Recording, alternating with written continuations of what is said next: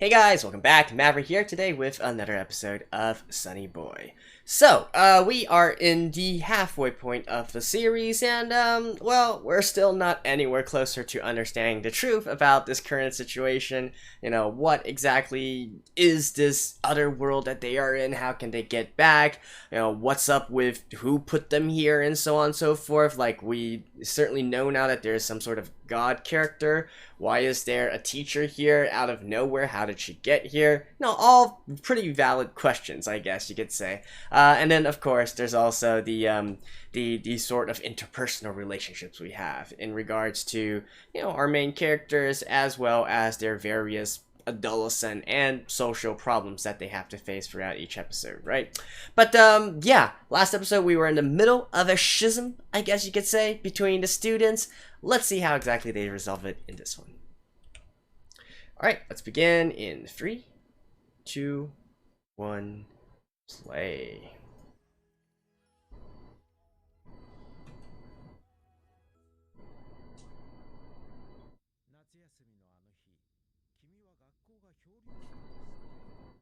Is this the god character? You wanted to drift.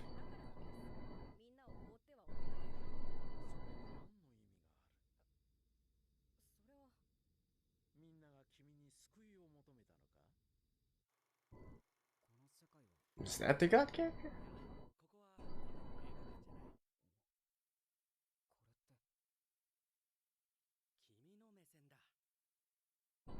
Okay.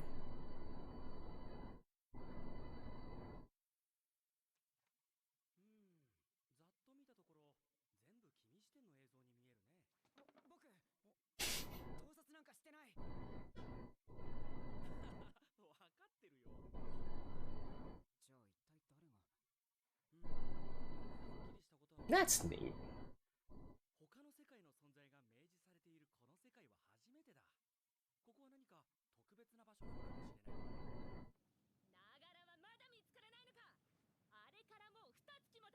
Two months?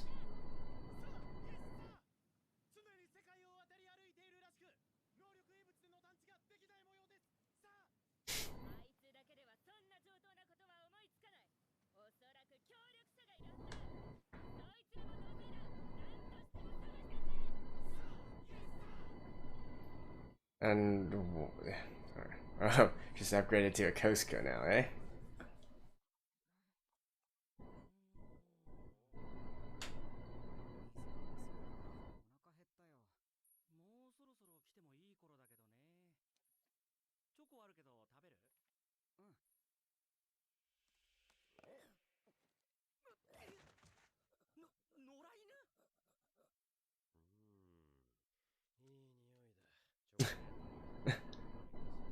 Oh, it's Kendra,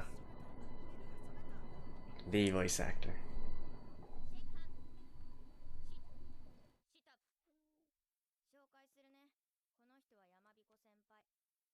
Senpai.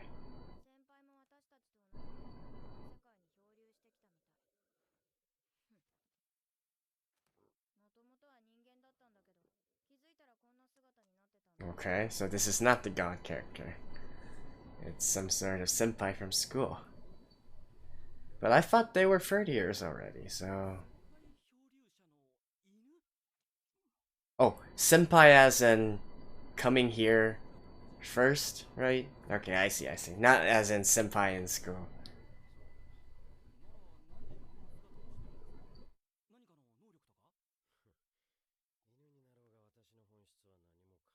Where's Nozomi?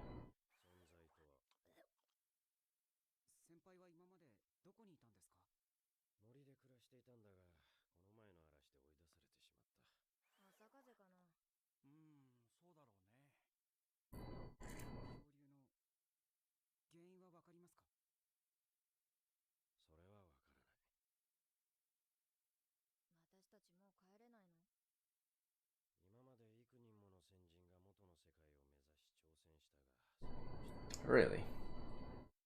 So there's more people here.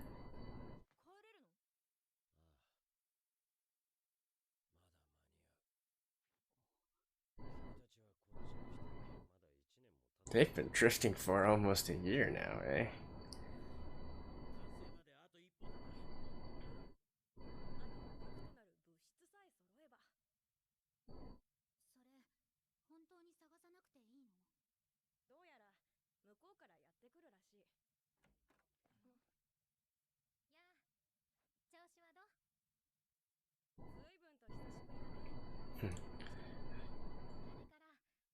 'Just like the neutral party, right?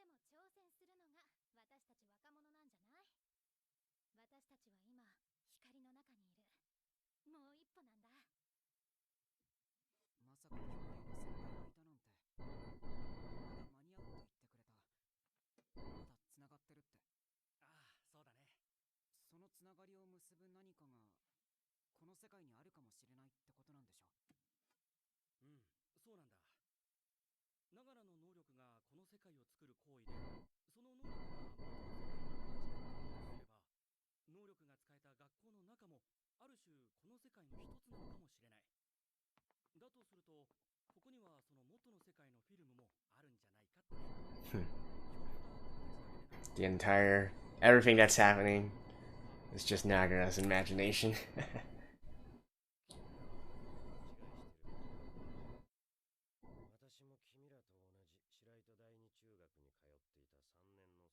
'Yeah, so he's...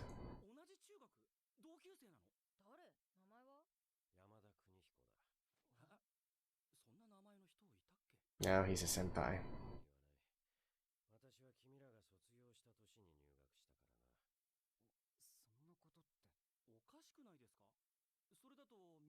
Wait, enrolled this... What?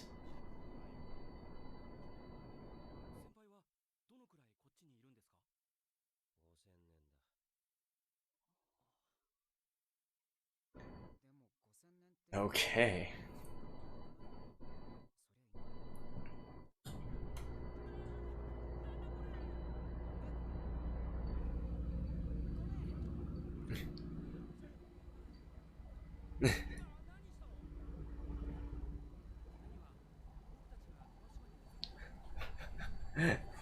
Man, this is certainly trippy.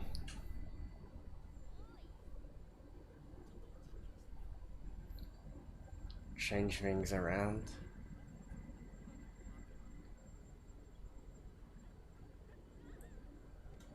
Wow.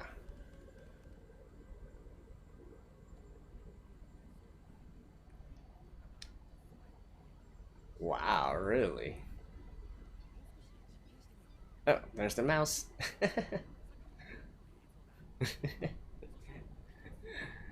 The reason I'm laughing is because those sounds definitely would have been made by one of the two main female seiyus. So either Aoi-chan or Onishi-chan.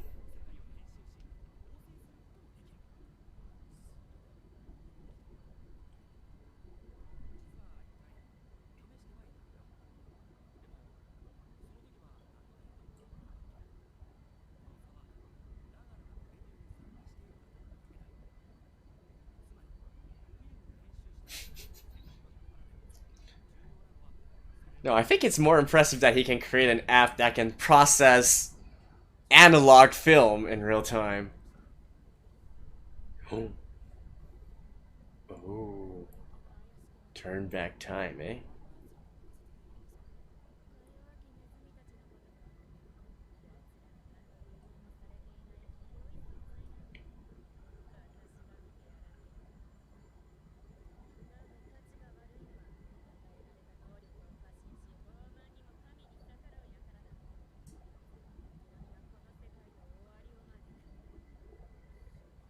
And why do you know all of that?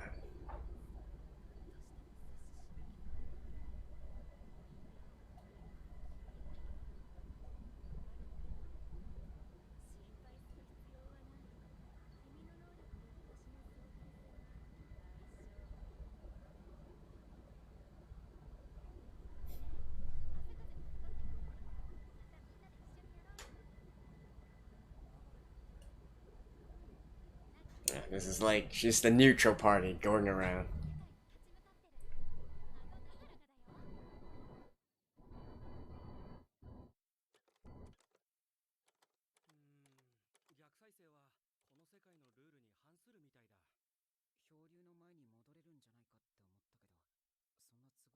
Hmm.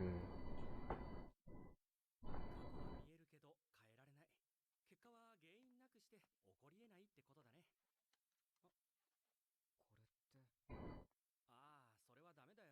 カビでダメになってるし、規格が違うんだ。こ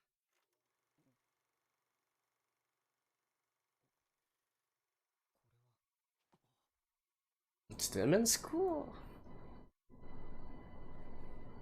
君は特別なんだ。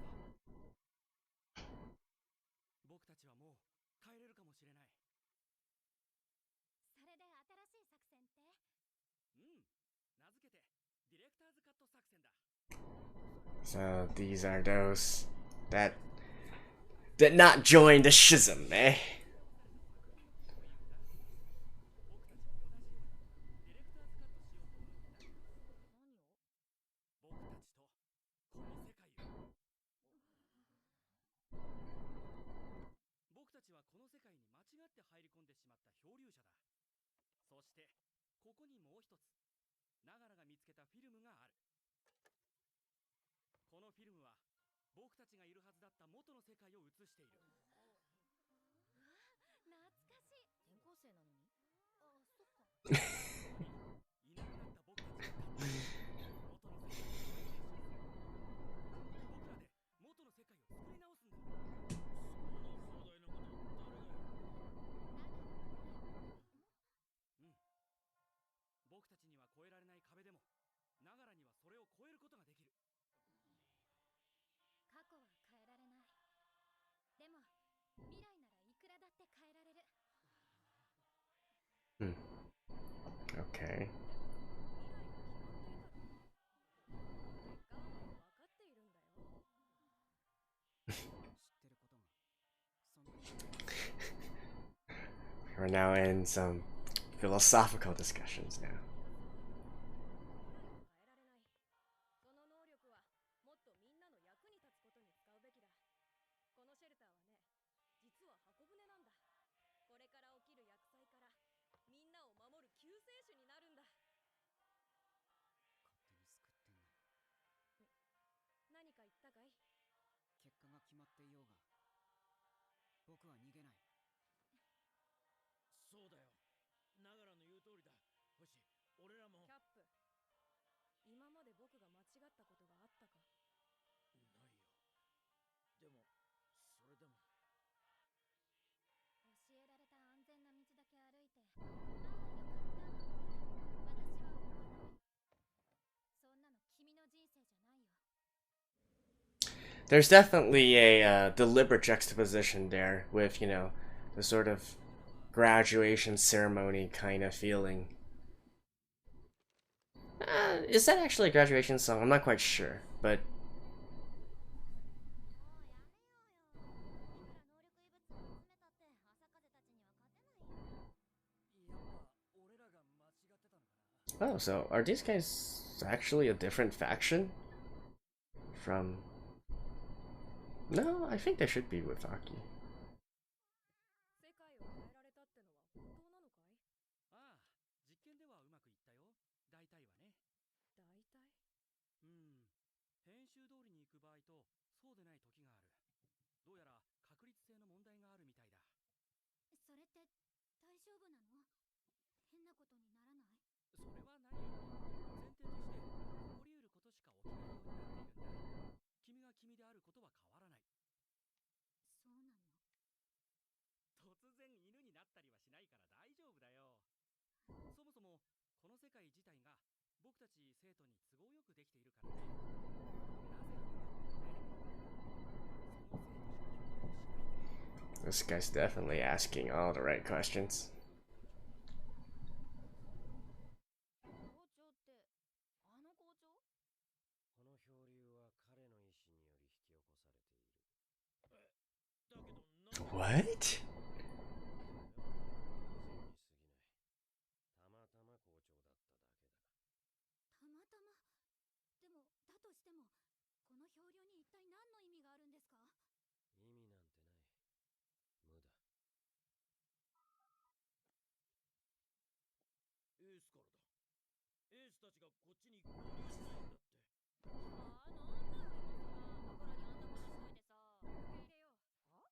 なんでだよ。向こうから連絡してきたってことは彼らも反省しているはずだ。それに困っているのなら手を差し伸べるべきだ。土下座だ土下座。この箱舟はそのためにあるんだ。 I like how they're all very chill about all of this. It's just definitely a very surreal kind of feeling here. 君たちを救いたいんだ。なあ、ラジダニたちを手伝わなくていいのか？なぜ？なぜって、このままだともう帰れなくなるような気がして。それが何だって言うんだ？僕らが帰らなくたって元の世界には何の問題もない。君がみんなを救うんだ。僕はただみんなを救いたいだけなんだ。みんなが君に救いを求めたのか？本当にこのままでいいの？言われたことにただ従うなんて、そんなの星らしくないよ。明日帰れたらちょうど卒業式だね。こんなに学校休んで私たち卒業できるのかな？そう。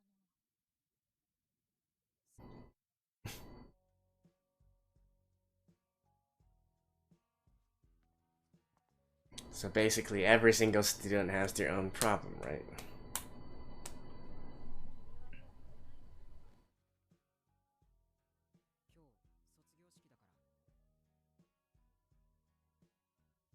His parents? Or whoever is living with.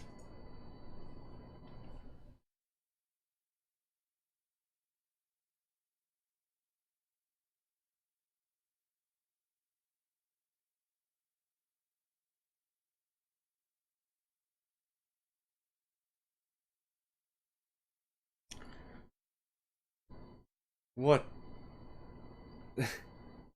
the hell is happening?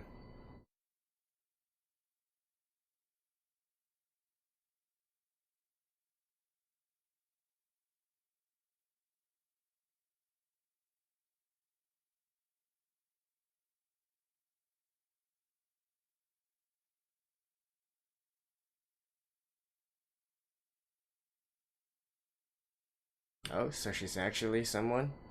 She's actually a student? Maybe a former student? After school?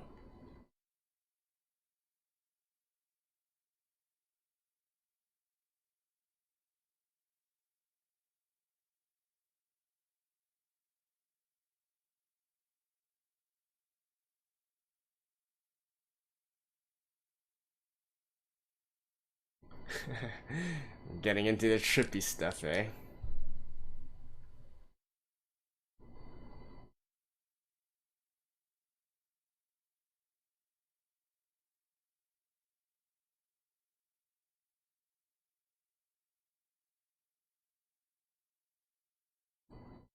And you just give in like that?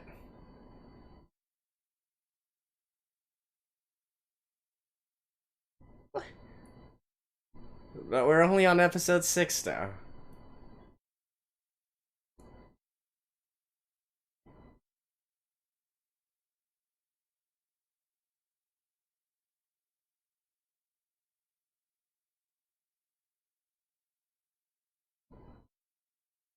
Yeah. It's our family problems, right?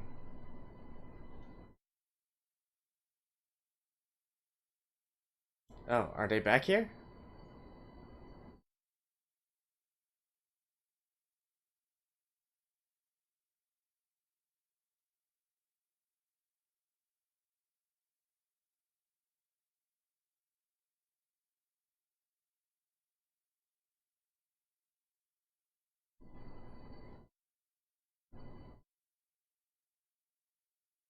It's moving away. Oh no, it's here.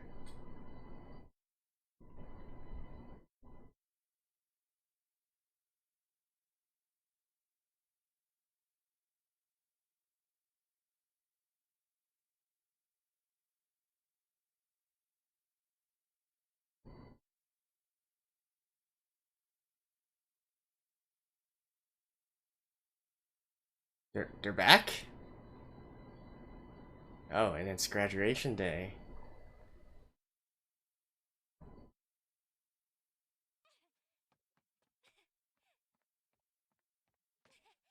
Oh, no, not quite.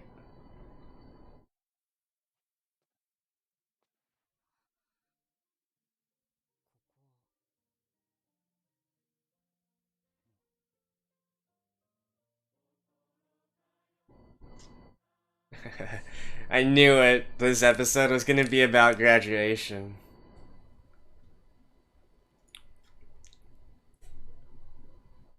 You know, having that entire conversation of if something is predetermined or not, if you can change the future or not.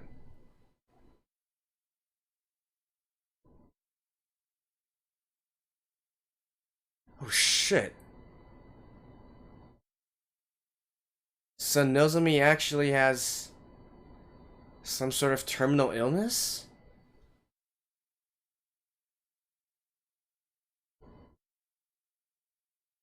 Yeah, so that was a graduation song.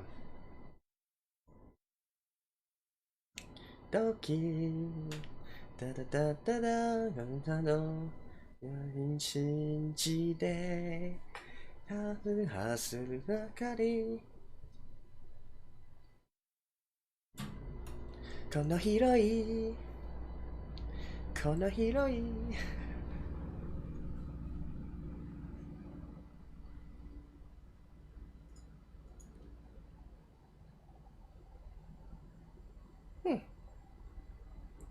Really?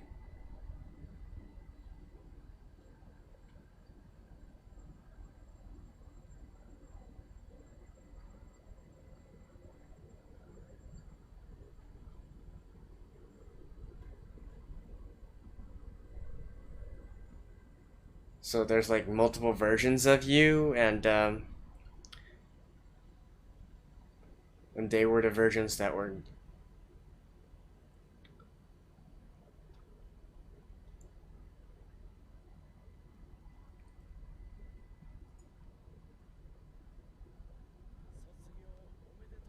So this is the principal and the god, right?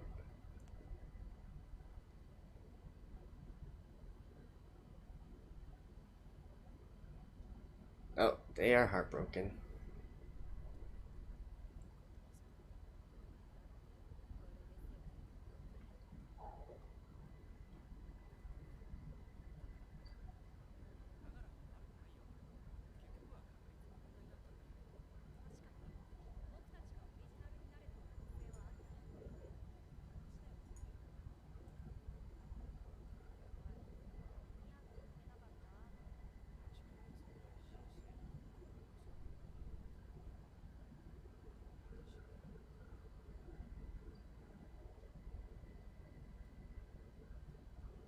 Nozomi, I feel like she has some sort of terminal illness. Yeah.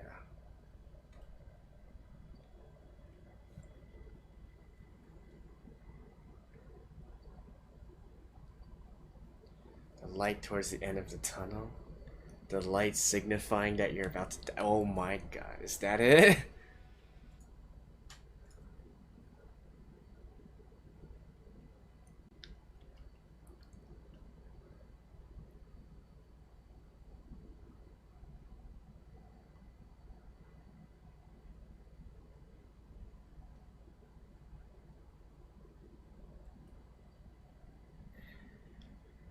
Ah, this anime is honestly brilliant in a lot of ways, but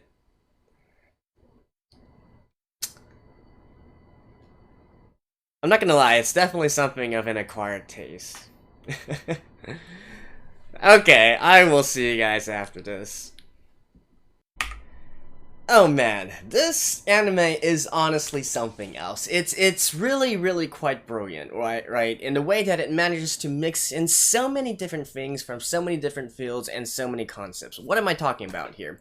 Well, first of all, let's look at the more surface level stuff, like for instance, the entire the entire emotion tugging that we have, with the graduation scenes and whatnot, and obviously we have Nozomi's story as well. We did see a scene earlier on in the previous episode which kind of hinted at Nozomi perhaps having a frail or weak body or something of that sort. I've been thinking for some time whether or not Nozomi would have this sort of would have this sort of character setting to her, right? It kind of makes sense why she's always so positive and always trying to go forward and so on and so forth, right? You kind of get the well, actually, sorry, I don't really want to spoil stuff, but, for instance, a certain character in Your Lie in April, right? Those that know, knows.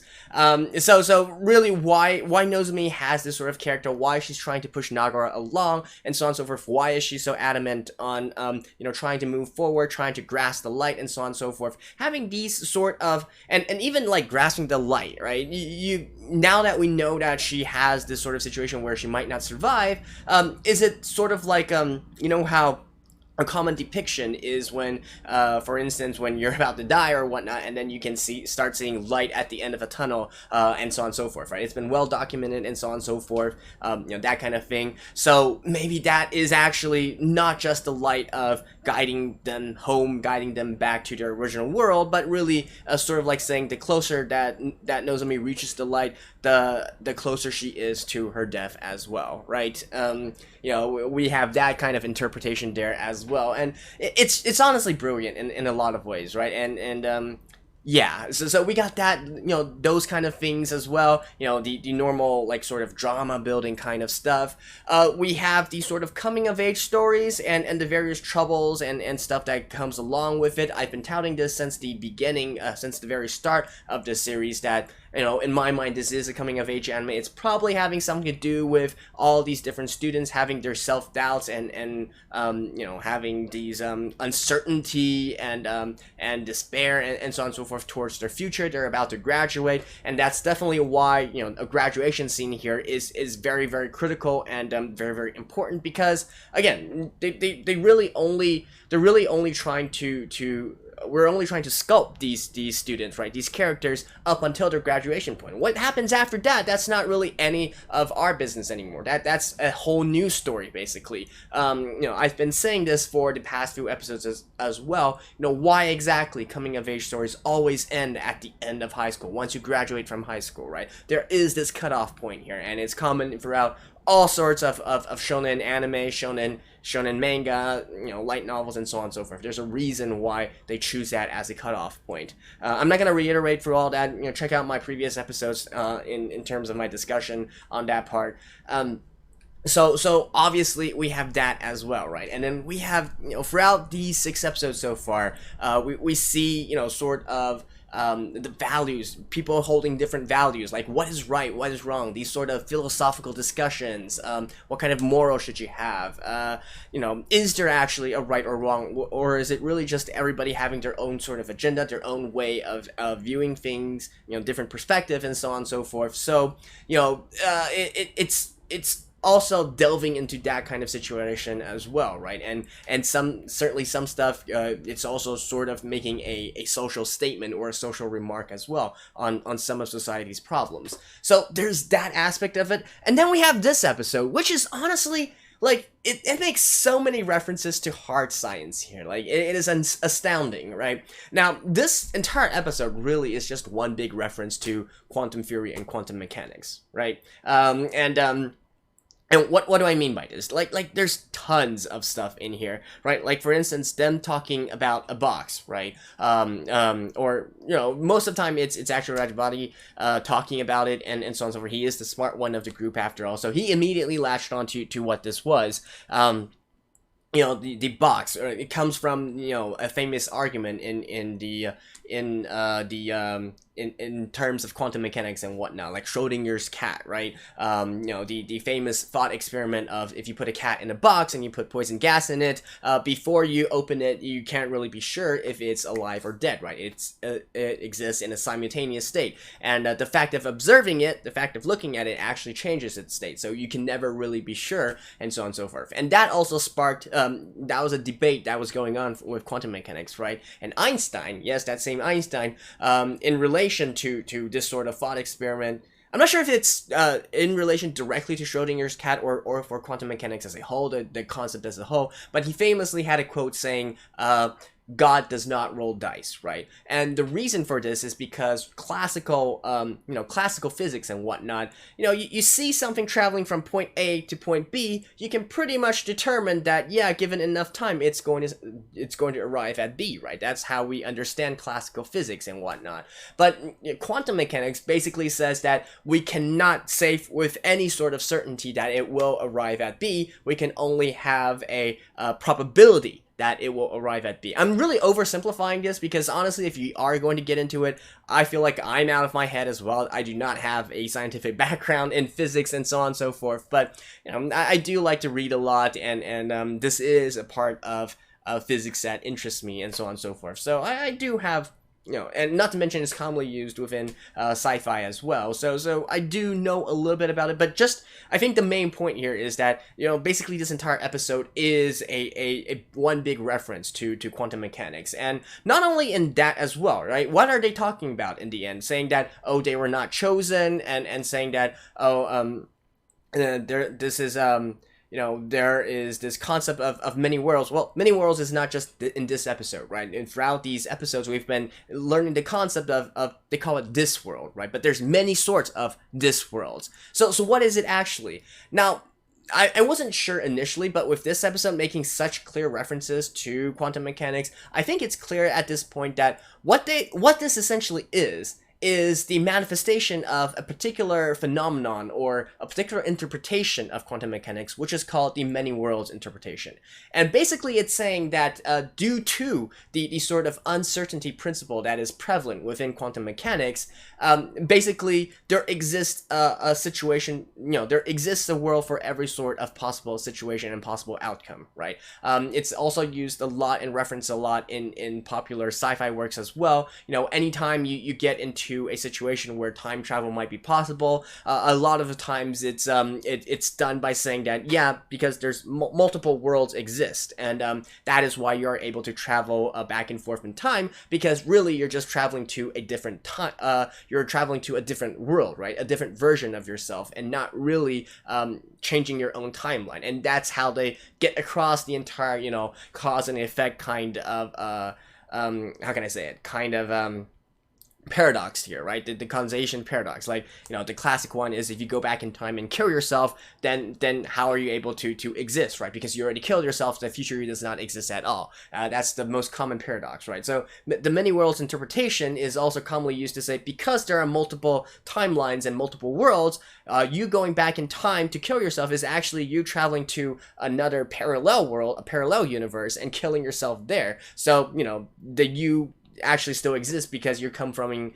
from another parallel timeline, right? I hope that kind of makes sense. So basically what they're saying here is that they have one original world or universe as well, and that is the one that they observe here, right? The one where they see themselves in their school, graduating as expected, and that is their life, right? So what they represent, right? What these people who are the adrift students, if you will, what they represent is actually one of the many different worlds that stemmed from the original, right? So obviously, I can't say with 100% certainty that this is what they're trying to go for, but it makes a lot of sense to me that this is probably what they are trying to do. Now, does this actually fit in with what many worlds theory is, and the core concept of quantum mechanics? That's a little bit out of my level of depth of understanding, but you know, if there are any people who are watching who are experts on quantum theory and so on and so forth, you know, do correct me if you can. But you know, I think at this point, you know, this is the best I can come up with as to, you know, what we are actually talking about here and what this series is kind of about as well, right? So yeah. And really, that's why they're also talking about, you know, they keep talking about probability, you know, the probability of failure, and so on and so forth, and why Aki, I guess you could say, you know, the teacher, why she was saying that this world might collapse, and so on and so forth, because, you know, obviously, if they are to merge with the originals, then this world would not exist anymore, right? But because they did not go back to becoming the originals, their consciousness, their entity stayed here, and so now they are going to have to continue living their lives here, and so on and so forth.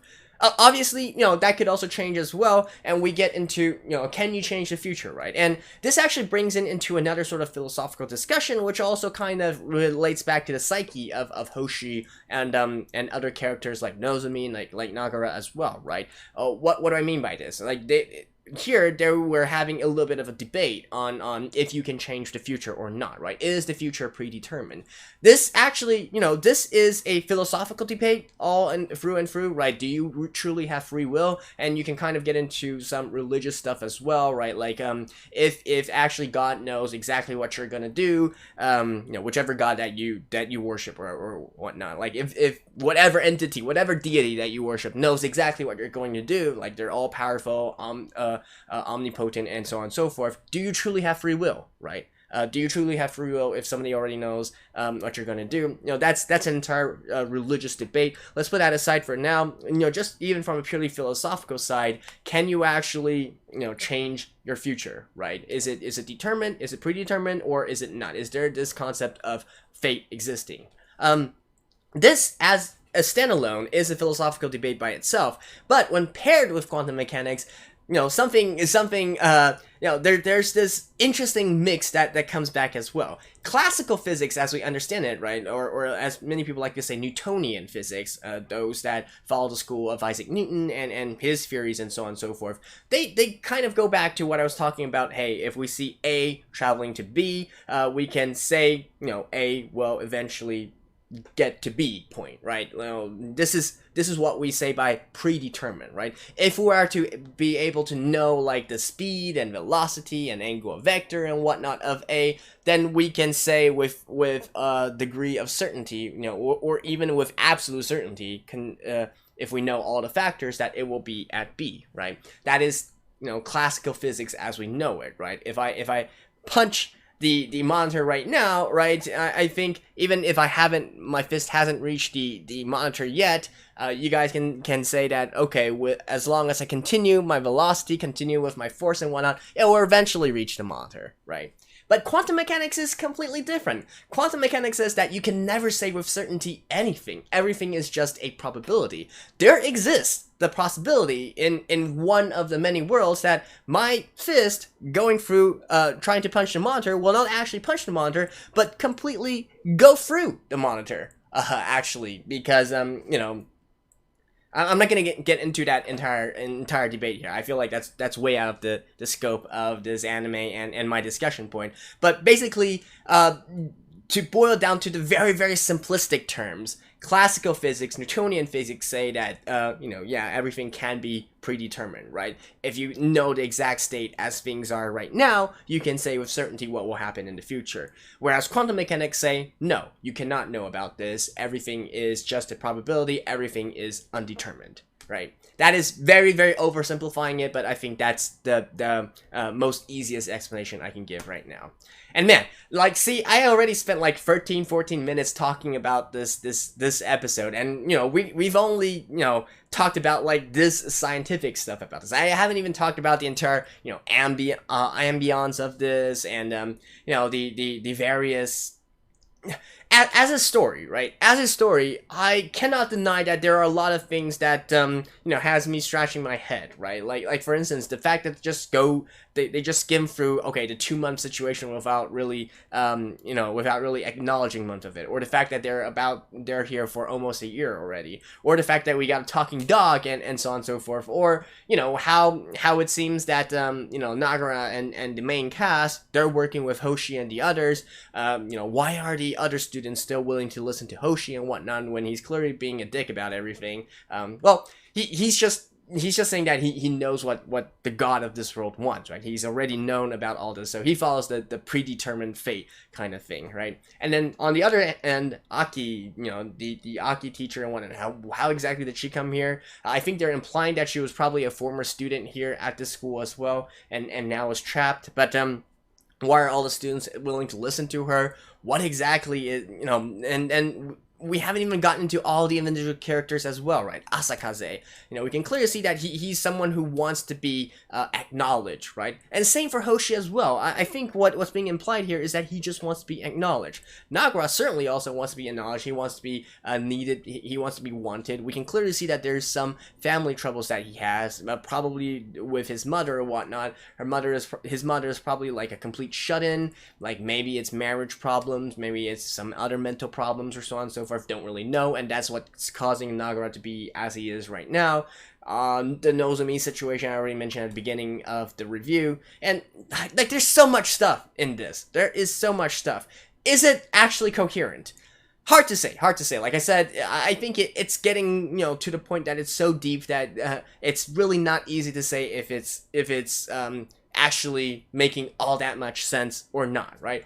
But I have to say, once you understand that, okay, there's all this kind of stuff going on, it is compelling. It is compelling, right? It's like an onion, and it's like an onion that you can never, it's like an endless onion, right? You can always peel another layer off of it, and I personally find it so fascinating and so interesting, right? And then combined with like the music, with the art style, the artwork and all that, and the voice actors, right? I really love the voices of a lot of the characters. It's just great to me. It's just great to me.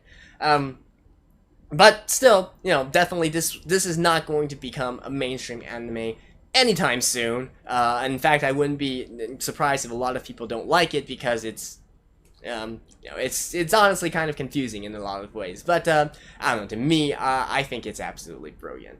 So, anyways, that's episode 6 of Sonny Boy. Thank you guys. I will see you guys next time. Bye bye.